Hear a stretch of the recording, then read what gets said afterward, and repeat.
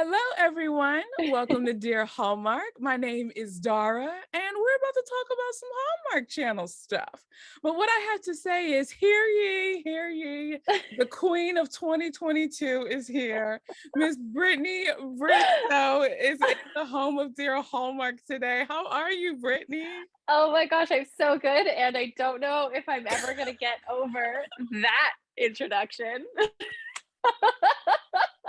It is appropriate for what we are going to talk about. It is indeed appropriate. But firstly, Oh, how are you? I'm so good. I'm so good. How I are you? mean, you're first of all, you're killing it because you already had one movie come out. And then we're going to be talking about your newest one that's coming out on Hallmark Channel April 23rd, which I'm excited about.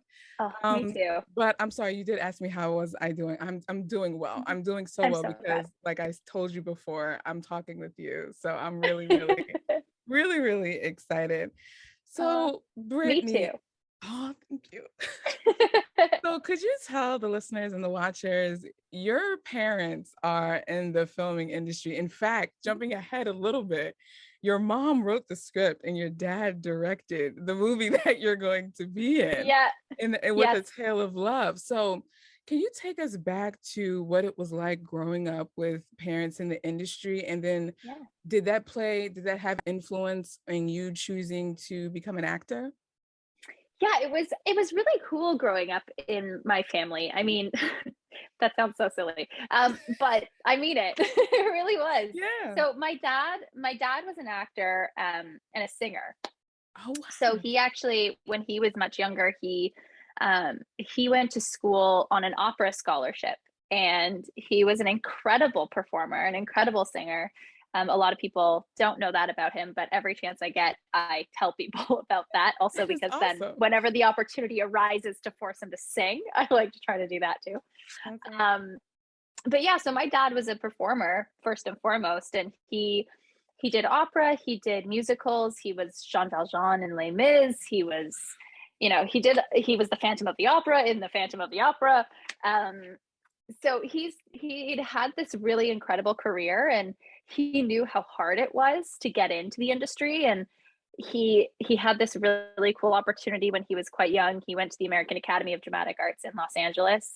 His family lived in Pasadena at the time, and he got this incredible opportunity to do this huge sort of Mary Tyler Moore-esque show. And they did, I think they got all the way through up to like just before production, and the show fell through. So they did the first episode, and it's all just laying somewhere as a finished pilot, Oh, never wow. got seen. Wow. And so he had this incredible knowledge of how exciting and also simultaneously how disappointing this industry can be. Yeah. And so I think, you know, growing up, it was something I really wanted to do. And I mean, I was always a little performer. My parents would tell me to be quiet, and I would go upstairs and put a band aid over my mouth and come back downstairs and like stare at them at like 4. I had so much sass. Oh my God. Um, just ridiculous. I was like such a little performer. Everyone knew it. And when I was 6, I was just like, I want to try acting. I want to do this thing. And I think at first there was some hesitance in terms of, I think my dad was worried because it's a tough industry, and it's one that, like, unless you can succeed in it, it can be just, it can be heartbreaking. And I've experienced that side of it as well. And I'm very lucky in that they were incredibly supportive of me.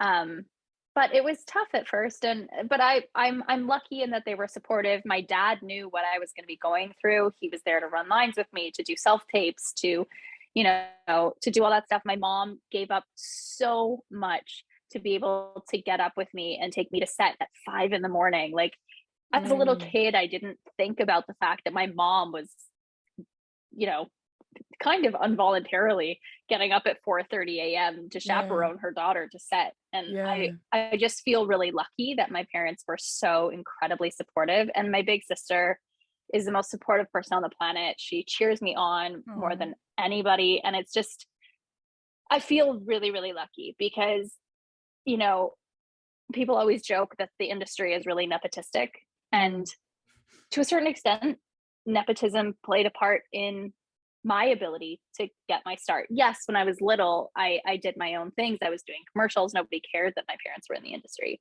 As I got older, they did play a part in giving me opportunities. And my parents have always said to me, we will open every door for you that we can, but you have to do the work to walk through it. Yeah. So we'll do everything we can to help you. But if you aren't willing to do the work, you're never going to get through the door. And if you get through the door, somebody's going to boot you right back out. So like, they've instilled a really good work ethic in me as well. And that I know that I'm lucky because they're there to help me, but I also know that I can't take that for granted. So that was something that from a very early age I understood. And so, yeah, I feel like I've been one of the lucky ones because this was always my dream. And I've been able to do it with their support, with their help. And yeah. I love that. I really do. It's so fascinating hearing actors, like their different stories and their different just kind of journeys of how they got into the industry. And with yours specifically, what was the audition process like for you? Like, did your parents help you run lines, or your sister? Like, what did like going on those different auditions look like for you? Well, when I was really little, when I first started out, I was so determined. Like my parents always said, like, I would take the lines and I would sit down and I would study and study and study, learn and learn and learn. And I would say, okay, what's my inspiration for this? Like, I was such a little actor. And they would definitely help me run the line sometimes, but for the most part, I just took it on myself. And I was sort of fearless when I was little. And I think most people are. And it's something that I think we all lose as we get older, unless we really, really are aware of it when we're in that stage of losing it. And I just, like, I had zero fear. I'd go in and be like, hello, I'm here to audition for the part. These are the lines. Oh, you want me to cry? Sure. Like, no fear at all. And then I took 6 years off and went to high school and started up again at 19. And it was really different. And I was really scared. And I was really unsure of whether or not I had what it took. And that's when I started leaning more heavily. I was like, okay, Dad, like, I need to run these lines. Like, I don't know what I'm doing. I think I sort of lost that trust in that it's in us, all of us at some point. And I think that's the thing that I had as a little kid, is that, like, I could play a kid who was born in the 1940s. I could play a kid who was born in the 1970s and grew up in a mental institution. Like, I did that. And sometimes I look back and I'm like, how did I do that? Because I was 10. Very confusing. But yeah, so as I got older, then for me, the biggest thing was I needed to find some sense of confidence in my ability, and in that there was something about what I could bring that would be different, because I'm different than the next person. And I think that was a big thing for me. So I spent 5 years not working. I couldn't get hired. I couldn't have paid somebody to hire me. Like, I just could not get a job. And I was miserable, and I was working at a bar, and I was, trying to make my own movies. And I was working as a junior producer at a production company. And I was like, what am I doing with my life? Like, I'm miserable. I hate all of this. I just want to act, but nobody wants to hire me. So I saved up my money and I spent all of it going to New York to study with this acting coach who is incredible, named Larry Moss. And I credit my classes with him for changing my entire view of my work. And from there on, like, I still get so nervous when I have auditions. Like, I was going to ask you about that. Okay.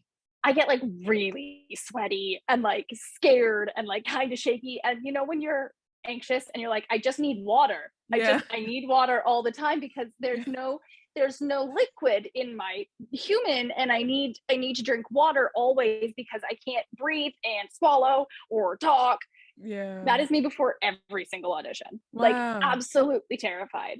But I think it's good because I think it shows that I still love it and it Yeah. still matters so much to me that I get nervous because I want to do the best that I can. Yeah. So, yeah, that's the very long journey of auditions and what it looks like for me. So I know you mentioned when your parents said, we'll try to open up every door for you as much as we Mhm. can, but you have to do the work to stay in, you know. Yeah. What would you say was like the biggest piece of advice that you still hold with you that, or a couple, if you can't choose Mhm. one, that your parents gave you throughout the years? There are a couple, but one that really rings true to me. I was 12 years old when I did my very first Christmas movie. Wow. And yeah, it was really, really fun. My parents developed the story.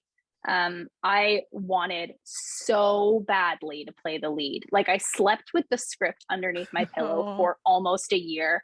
I had an acting coach work with me on every single scene, and LeVar Burton was the director. And I read for the part, and he was like, "You're good. You're great for this." But then he was like, "But would you be willing to read for the bully?" And I was like, "Me? The well, okay." wow. And I went back in and I read for the bully, and he was like, "You are Aaron. You're perfect." And so I was like, okay. Like, I was so brokenhearted, but at the same time, so excited that I was going to get to be a part of this movie. Yeah. And um, I remember when the movie came out, like, I had worked so hard at 12. I don't know where that work ethic was birthed, but like a year of my life I spent memorizing the script, working on the scenes, doing all that stuff. I went for rehearsals every single day once I got the role because I was playing a skater. And I skated, but I wanted to have the routines down perfectly. Like, Yeah. I was so dedicated to doing a good job. And my parents had nothing to do with me getting hired. I got an audition because my agent got me an audition, Yeah. and I didn't get the role that I wanted, but I got one. And that was exciting. That was amazing. But I remember when the movie came out, I think I was 13 when the movie came out, and I saw a review where Mhm. somebody had just decided that I was the worst actor on the planet and that I only got the role because of my parents. Wow. And they had the meanest things to say. And I don't remember exactly what was written, but I just remember like reading it and being heartbroken. Like, Yeah. I cried for like 2 hours. And I was 13. I was like, who's saying something like this about a Wow. kid? Like, what's Yeah. happening?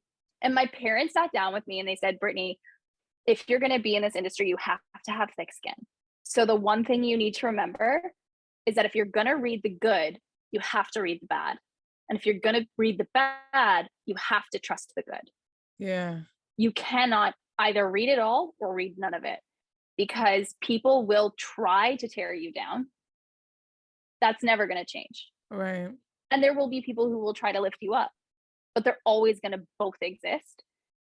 So, interact with the good all you want, then you have to be willing to say, okay, where's the bad? Cool, I don't agree. Or that's Right. fine, that's your opinion. And so they taught me from a really early age, unfortunately, because I had my butt handed to me on a plate, but they taught me really early on, like, just don't let other people's opinions of you define how you feel about yourself. And I think Oh, that's that's good. really important Yeah. in life, just in general, for everybody, because, and to this day, like, I Yeah. still all the time, I'm like, oh god, that person thinks I'm not cute, or that person doesn't like my fashion sense. Like, I get so Right. in my head about it. Everybody does. But if I can practice that in the world of acting, it just saves like a world of hurt, because you audition for thousands of things. You get Sure. maybe like one or two. There's very few people who are on the A list, and more than more often than not, I don't get the job. So I have to understand that I'm not what they're looking for, but that means that I either wasn't what they imagined, that they think I'm great but just not right, Mhm. or it's just not my part. So it's sort of like informed how I've tried to navigate the rejection process, which is, I think, the biggest thing that they taught me early on. Yeah. Yeah. Yeah. I had to go through that myself. I went into interior architecture school Mhm. having no background, but the That's program, incredible. amen, that was all God. It was not me. Because I seriously sit here and think to this day how I got a master's in that, because I don't I just don't I don't like the whole 3 years, because that first year was it was prerequisites because I didn't have a Mhm. background, so I was taking that. But literally every semester we always had like a final studio visual presentation, and it was like going up against a firing squad. Like it was almost Yeah. as if their intent was to, like you said, like was to tear you Yeah. down, was to rip your confidence to shreds and pieces. And I graduated 2015, and right after that, for 5 years, I just stayed away from it. Like anything that had to do with interior design, I didn't touch it with a Yeah. 10-foot pole. I didn't, because like Yeah. I ended up believing what they were saying. And when they Yeah. said like, oh, your models, like we had to build models out of like different materials and stuff. Oh, it looks Mhm. like a kindergartner did it. Or oh, you know, they would just say all of this stuff. And so I graduated thinking, what did I just waste $100,000 on if Oh I'm my not God. good at this? But it wasn't. Well, that's a huge accomplishment, so congratulations. Well, You wouldn't have bless you. graduated if you weren't good at it also. Thank you. I So appreciate that. But I can relate, like you got I think like arts in general, because it's so subjective, mhm, it is definitely going to require thick skin to navigate. And I can 100%. only imagine, especially the entertainment industry, because it's like entertain me. It's like, Yeah. Well, and everybody's gonna have their opinion, and I mean, right.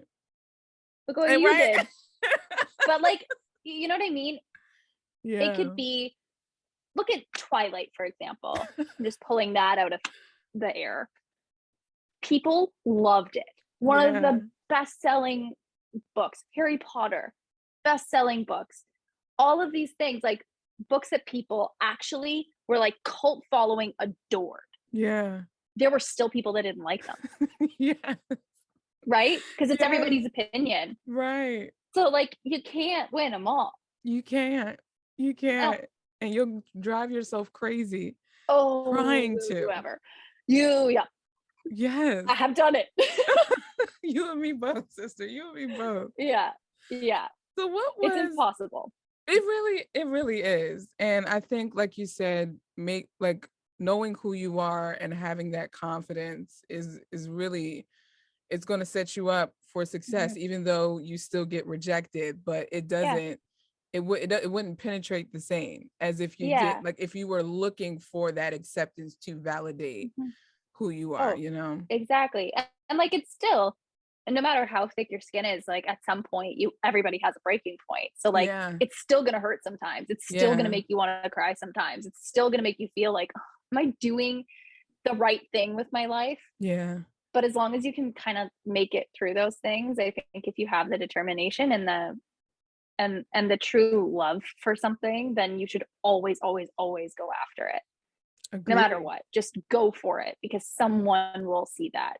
Agreed. 100%. So, what was your journey like getting into like the Hallmark Up TV kind of made for TV romance space? What was that journey like, that path like for you? What how did you how Honestly, it was it was so it was such a fun entry for me. I got an opportunity to be put up for this role in Love Blossoms. They needed a Canadian, and there were a bunch of girls submitted for it. And for some reason, they chose me. And I will be forever grateful that that Mhm. happened. Um, yeah, they took a chance on me, Mhm. and I played this French woman named Kimmy with a French accent, and I knew that Hallmark often like didn't have people with accents unless they were English. And I was like, oh, but I just really want to do it. I really want to just really go there. So I Wait, went for it. is Love Blossoms the one with Victor Webster?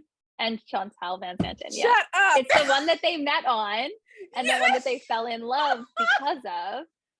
Yeah. So I play the French assistant in that movie.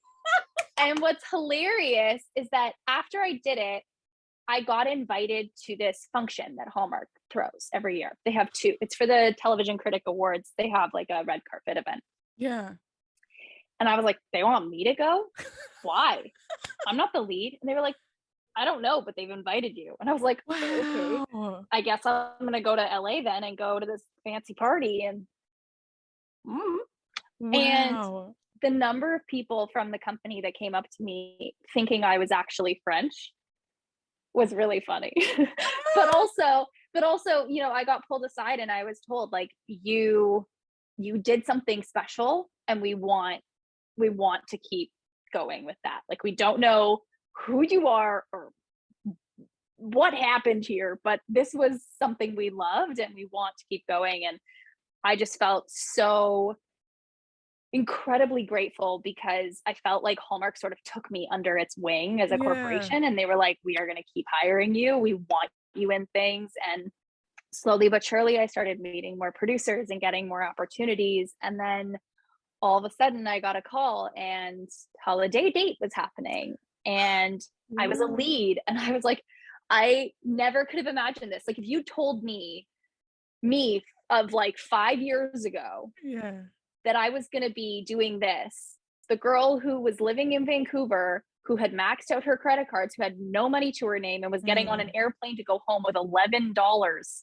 left on her credit card, like of overdraft left on her credit card, to move back into her parents' basement because her career was failing. If you had told that girl that this was going to be happening, like, she would never have believed you. And I just felt so excited. And so, like, it was just, honestly, it was like the greatest gift I've ever been given in the creative space, was being hired by Hallmark, because it changed my entire life. It changed everything.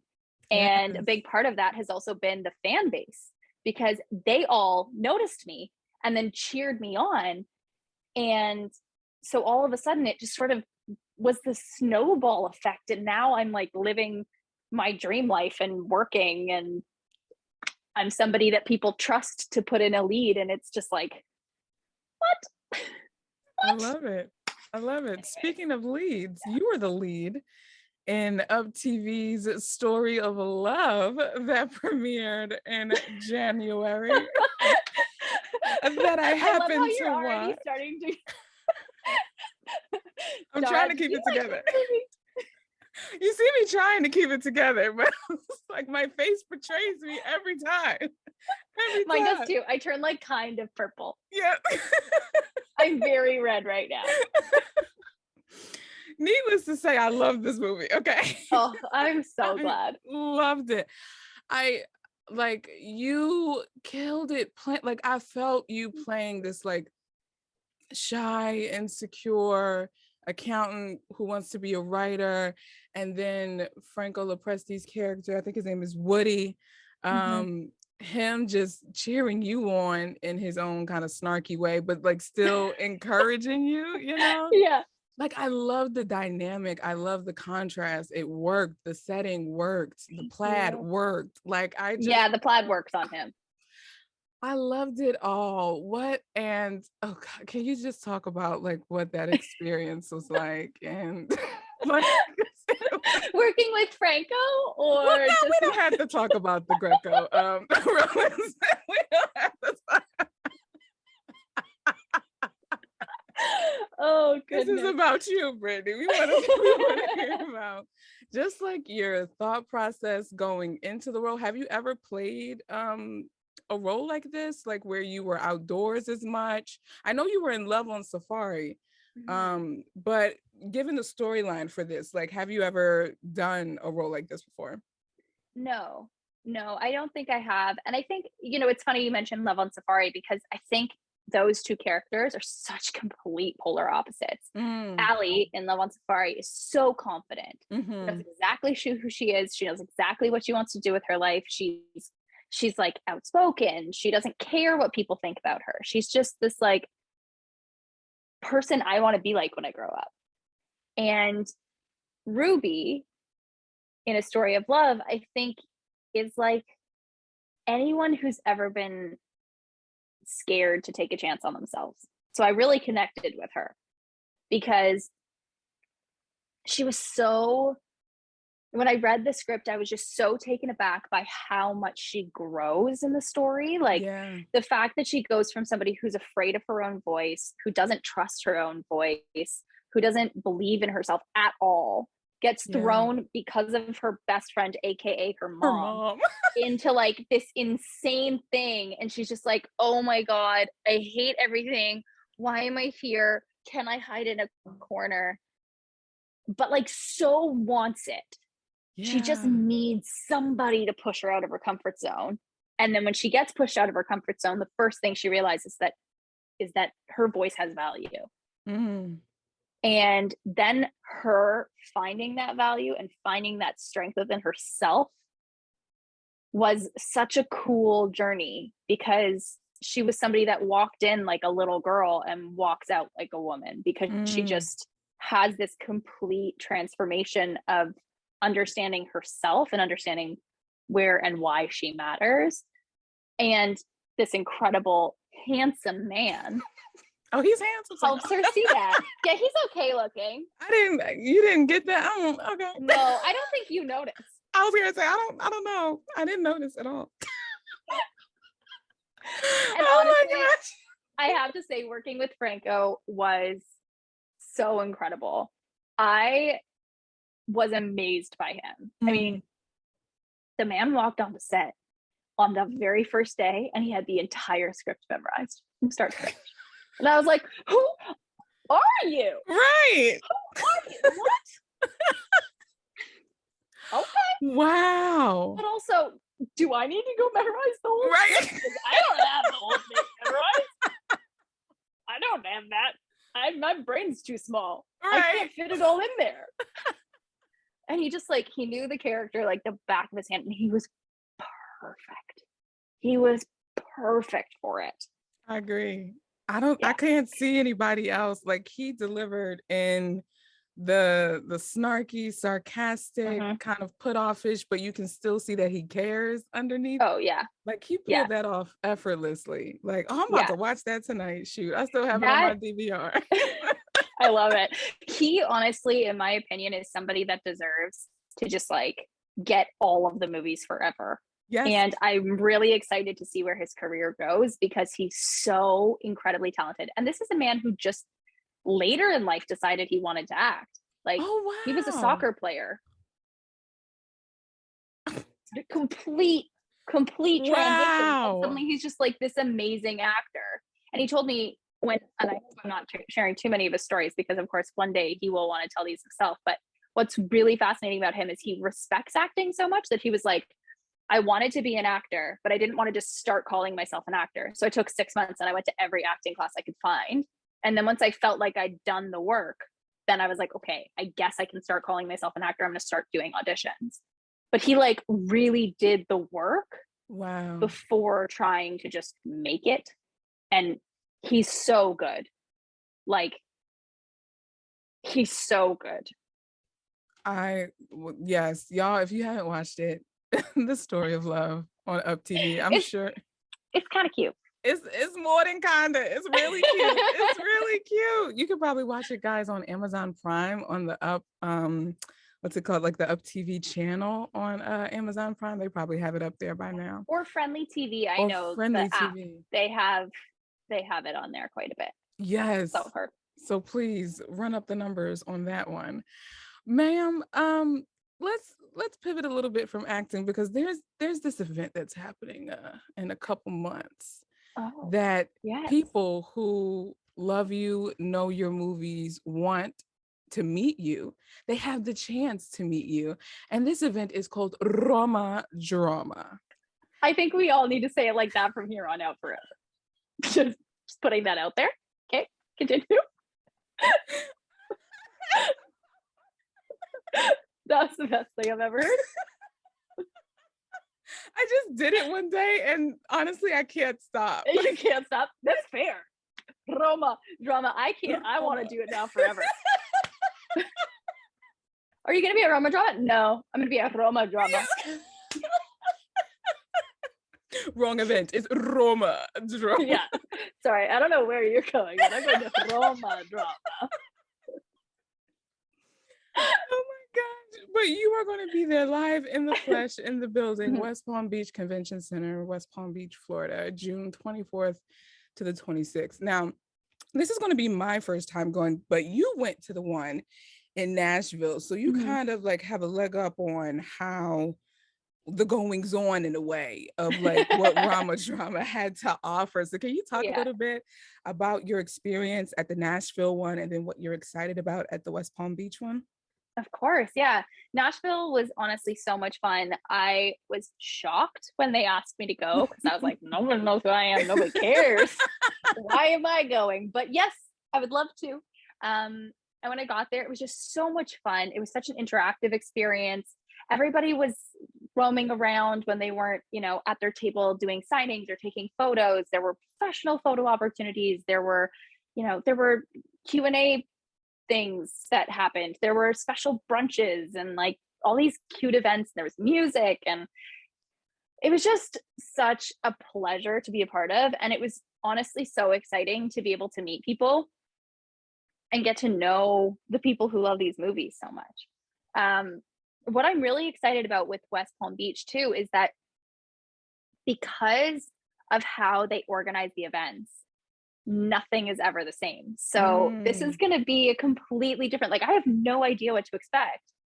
I know it's going to be amazing. I am so excited. I'm actually working on a series of films right now, and I was like, I have to go to RomaDrama. Yes. You have to let me go. So I've been, working my schedule around because I don't want to miss it for anything. It's just so much fun, and like it's just such a great space where everyone just gets to be together.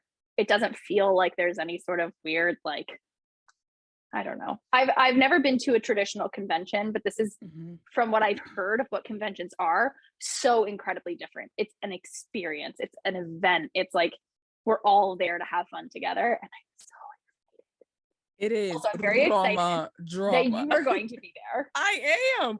I'm going to be so selling excited. my books. I know, and I'm going to bring mine and ask for a signature, please. Oh, please. Oh, God. Oh, I'm going to be doing like this. My petite copy. Oh my gosh, that emoji with like the hands in front of its eyes. That's going to be me the whole time. I'm the melting face. Have you seen the new update with the smiley face? It's like melting. Yeah, I'm still trying to decipher what a lot of these mean. I don't know, but I like that one, and that's the one I want to be all the time. Melting face. Melting. Smiling, but melting. We are going to be doing that because it's going to be hot down there. So. Yeah. In the thick of June. At least there's air conditioning. Truth. That's a true statement. That is a true statement. So there's that. And by the time we get to RomaDrama, your newest movie is already going to be out, A Tale of Love. Can you talk to us a little bit about this little treasure, this little pearl that is going to be the end parentheses to that which is Spring into Love 2022? I cannot tell you how excited I am to have a new movie on Hallmark Channel. Like, it is overwhelmingly exciting for me. I am losing my mind. I'm also very, very nervous for people to see it because I'm like, oh, I want people to like it. I hope they like it. But it was such a fun movie to work on. Being able to be directed by my dad was a dream. I loved it. Being able to work with Chris McNally, a dream. He's amazing. Yes. And then the entire cast is just so good. I mean, we have Jane Eastwood, who is like, in my eyes, a complete legend. I'm obsessed with her. I've loved her forever. And then Umberly Gonzalez, whose birthday it is currently right this minute. Happy birthday, Umberly.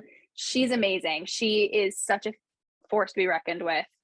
And I was so excited when she came on to play Maddie. We have Neil Crone, who is such a dream. He's also in A Story of Love. Wait, who did he play? So he's the guy who works at the inn who falls for my mom. So Neil is also in A Tale of Love, which is going to be so great. I'm so excited he's a part of it. Yeah, so it was super, super fun. And honestly, getting to work with the dogs was incredible. They were all so amazing, and it was like such an incredible experience being able to work with a dog as well trained as Moxie was, because she quite literally was like the star of the show. She just like knew where to go. She knew what to do. She was such a professional. Like, she could steal my job from me. But no, it was so much fun, and it's a really cute story. I think people are really gonna love it. I think, there's a really special bond that people have between their pets and themselves, and I think this story really shows that. It emphasizes it.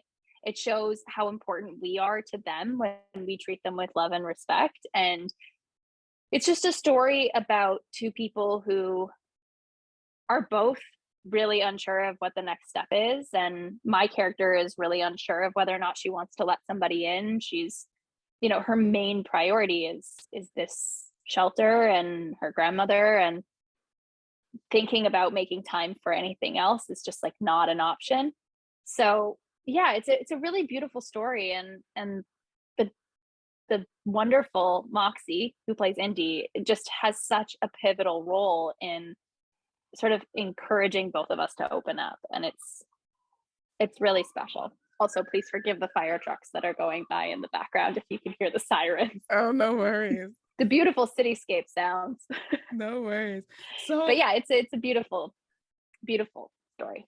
It looks beautiful. Is this your first time working with dogs in this capacity in a film? Yeah, it's my first time working with a dog to this level. But it's funny, I've worked with other animals to this capacity, one of which was an elephant.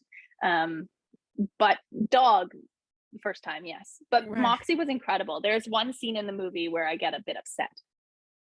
And when we were shooting, Moxie is a very well-trained dog. She, her biggest thing is she loves her owner. She's very well-trained, but like if you try to cuddle with her, unless it's her owner, she's kind of like, nope, I'm here to do a job. Nope, I'm here to do a job. You want to cuddle? Is it a trick? Nope, I'm here to do a job. And you're like, okay, sure. But there's this one scene where I had to get kind of emotional, and in the middle of the scene, she came like running up to me and she stared at me dead in the face, and she tapped her nose to my nose and just looked me dead in the eyes. And I just remember being like, what's happening here? What's happening? Her nose is attached to my nose right now. And then she just like put her head down and like insisted on me holding her. Oh, it's like, oh my gosh. I love you. Yes. But yeah, it was really interesting because I think dogs are just so fascinating. They're so smart. And yeah, it was really cool getting to work with Moxie and with Dawn, her owner. Dawn was amazing too. Yes, I want a dog. Do you have a dog? Me too. Yeah, you don't have one? No. I'm really upset about it. All right, let's change up this pity party. We gotta. I'm like, it just took a sad turn. Let's adopt some dogs. Yep. Let's just both adopt dogs right now. Right this minute. So Bella, your character in A Tale of Love, contrasting her to the other movie that you had with Ruby, would you say she's more or less confident, or is it different, since that seems to be the theme that we're talking about? Yeah, it's different. I think she's very sure of what she wants. She knows exactly what she wants for herself. She knows what she wants for her life. But I think she's really scared in a lot of ways. She's really scared of letting somebody in. She's really scared of being vulnerable, but she's really, really kind, and she's confident in who she is. So I think, when people have been burned sometimes in love, they're really scared to open themselves back up again. And some people just shut down, and some people give all of their love to themselves. Yeah. And then from there, they're in a space where when the right person comes along, they kind of see that maybe it's worth getting hurt again, Yeah. that the love is worth the pain if the pain comes. Yeah. And Bella is, I think, one of those people. She gave all of the love she had to herself, to the dogs, and to her grandmother. Mm. And so she really knows, like, this is what she wants forever. She's not going to let this go. If it means, giving up anything for herself, she will live in the shelter if she has to with the Mm. dogs. Like, she will do anything she has to do to maintain this for her grandmother. Her grandfather and her grandmother built it together, and she is not, under any circumstances, letting it fail. And I'd say, like, the biggest difference between Ruby and Bella is that Ruby is really scared of who she is and doesn't understand herself yet and doesn't really know where her strengths are, whereas Bella knows exactly where she's strong. She knows exactly Mm. how to navigate herself and what matters to her and what matters to her family and to the dogs. It's more the scariness of letting in somebody who's not a part of that inner circle, Yeah. which is where she has to sort of be a little bit brave. Yeah. Yeah. But her grandma Yeah. plays a pretty big part in that, and so does Indy. So, I love that. yeah. How was this experience with A Tale of Love and working with your parents different from other movies that you've done with them? Or was it different at all? Was it kind of It just like was putting on the different. same pair of shoes? It was different. It was a really collaborative experience, which was really lovely. Chris and I both, when it came time for the script, we were like, well, what about this? We have this idea, or what about this kind of costuming for this scene? And I think they were really excited to be collaborative because they also know that now that I've done a ton of these on my own, Mm-hmm. they look at me and I'm not just their daughter, but I'm a professional that they've hired, and I know what I'm doing. Yeah. In their heads, they were like, I never know what I'm doing, but they were like, she knows what she's doing now because she's done this enough. Yeah. So when she has a suggestion, it's worth listening to. So it was really fun in that sense. Not that my parents don't listen to me, or that I don't listen to them. but in this instance specifically, it was one of those things where we kind of got to work as a team, and Chris was a part of that team, and wardrobe was a part of that team, and everybody it felt like such a team environment because everybody was like, oh yeah, everybody's done this before, everybody's the professional in their space, and let's all just listen to each other and really run with it. So it was Yeah. really fun in that sense. It was just super, super collaborative. I love that. What would you say if you could tell the listener or watcher one thing that you want them to glean from after watching this movie? What do you want them to go home? Oh, Or if they're already home because they're watching it, but like, no, what do you want them to take from the movie? that's such a good question. Um, hmm. Well, I would say that, gosh, that's so hard. There's a couple of different moments in the movie that I think are really poignant in terms of what love means for Mm. people. Mm-hmm. Um, there's this really beautiful moment between Bella and her grandmother where they're talking about her grandfather, and he's passed away, and her grandmother is really scared of what it's going to mean to let go of the shelter, because it's not just letting go of the the thing that they've built, but it's also letting go of a part of somebody that she loved. Yeah. And I think one thing that's really important to remember is that no matter what kind of pain we endure from love, it's always worth the love itself. And I think that's Mm. something that maybe people won't necessarily get watching it right away. But, I think that's one thing I learned from having a dog as a kid was I would never, ever give up the experience of having had her. She was my best friend. I loved her with everything inside of myself. She would like take naps outside of my room when I would get home from school. She would wait for me on the steps. She would come with me to Oh, skating classes. Like, she was just, yeah. she was my little confidant, and I would never give up the love I had for her to get rid of the pain of losing her.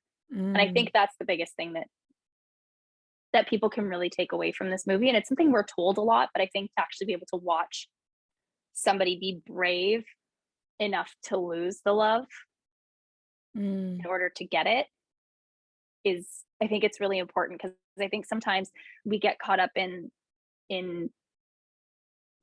protecting ourselves and sort of keeping people at an arm's distance because we'd rather not get hurt.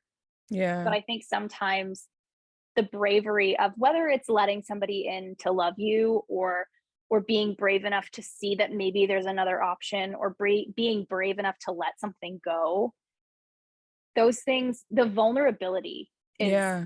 so important. The brave with the vulnerability, I think they are two things that go so hand in hand. And I think this Yeah. movie really teaches you that if you're willing to lose something, or if you're willing to like put it on the line, Yeah. it can really, really pay off. And maybe it's not going to pay off in the way that you expect it, but it always will pay off in some way. Yeah. I love that. We're going to go with that. Final answer. Final answer. Yeah, I love that. Well, Brittany, thank you so much for coming into the home of Dear Hallmark and chilling with us, taking off your shoes, hanging up your coat, and just chatting. I appreciate it. Oh my gosh.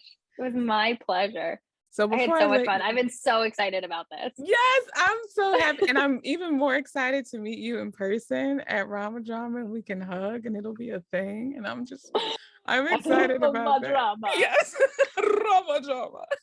It sounds like something Count Chocula would say. Yes. I love that. Also, I've made Count Chocula real in my head today. Yep. So, Brittany, before I let you go, I want to just give you this moment. Whatever you want to say to the listeners, to the watchers, it's just your moment to have. It could literally be about anything, a word of encouragement, about your movie, you had a good meal today. Like, you can literally say, I love popcorn. Yeah, I'm just kidding.